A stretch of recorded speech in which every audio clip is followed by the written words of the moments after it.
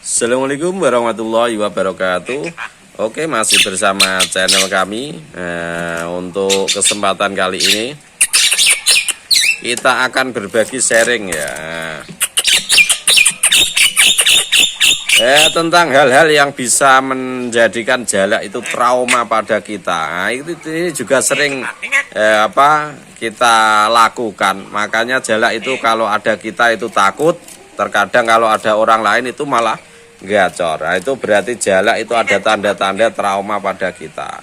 Nah, maka dari itu ini hal-hal yang kelihatannya sepele tapi malah bikin trauma jalak. Nah, apa itu semuanya? Kita ini akan bahas tuntas di channel kami bersama kami, tentunya supaya kita semua mendapatkan jalak yang seperti kita inginkan. Oke. Assalamualaikum. Assalamualaikum. Assalamualaikum. Assalamualaikum. Nah, itu ada hal-hal yang memang bikin trauma jalak. Satu, nah ini yang perlu diperhatikan. Satu, jangan sesering mungkin dipegang. Satu, jangan sampai dipegang.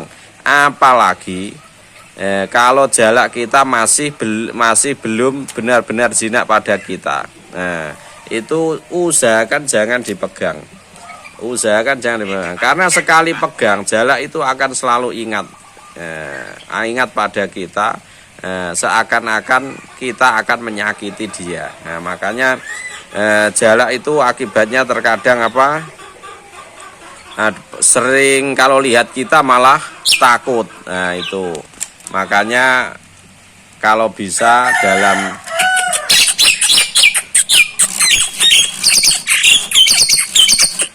kalau lihat kita terkadang malah takutnya luar biasa, tapi kalau lihat orang nggak begitu takut. Nah, sekali lagi usahakan jangan selalu dipegang, walaupun kita masih suka-sukanya.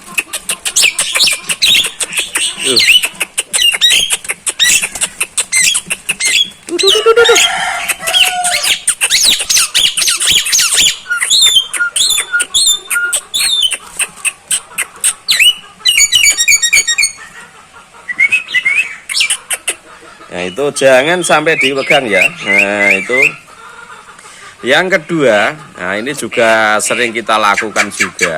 Nah, itu kita memandikannya dengan cara yang dia tidak sukai. Ternyata kita pakai semprotan. Nah, kita pakai semprotan di mana dia kurang begitu siap untuk mandi, terkadang kita pokoknya kita semprot aja. Nah, itu malah bikin jalak kita ketakutan, benar-benar takut. Nah, apalagi jalak, ada yang jalak memang suka disemprot, ada jalak yang memang tidak suka pakai semprotan, ada yang memang cuma dicawisi aja sudah suka. Itu kita harus tahu dulu karakter mandinya jalak, supaya jalak itu tidak benar-benar takut atau ketika memandikan. Nah, itu makanya buat teman-teman semuanya, sekali lagi dalam memelihara jalak itu harus tahu karakter. Makanya biasanya dalam memelihara jalak terkadang kalau tidak tahu, bahkan sepele saja itu bikin jalak ketakutan sama kita selamanya. Nah, itu hal yang sepele tapi terkadang sering kita lakukan dan bikin trauma jalak, trauma takut pada kita. Nah, itu juga termasuk penting juga. Nah, itu makanya terkadang kita lama, prosesnya lama kalau sudah trauma, beda dengan yang belum trauma. Nah, maka dari itu usahakan, ini kan mengejar tangan.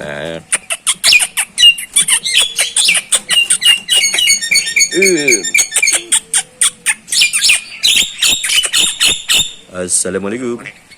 Assalamualaikum.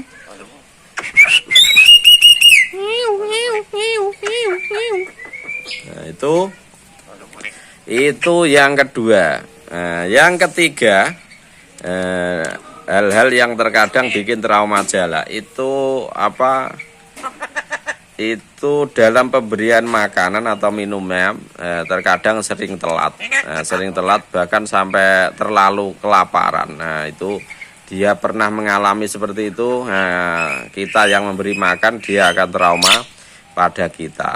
Nah, itu juga penting juga. Nah, ini juga sering terjadi karena jalak itu makanannya banyak sekali. Nah, maka apa?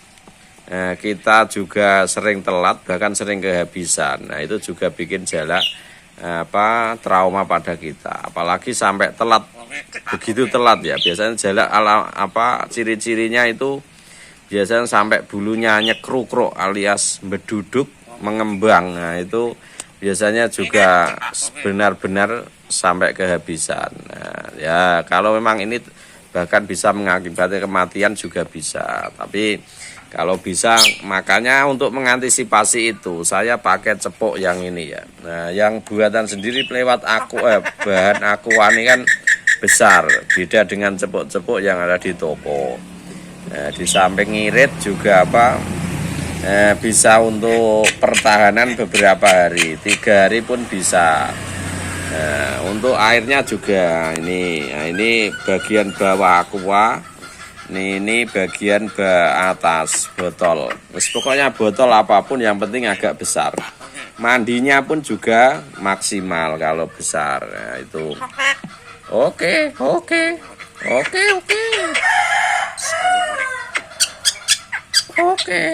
Nah, ini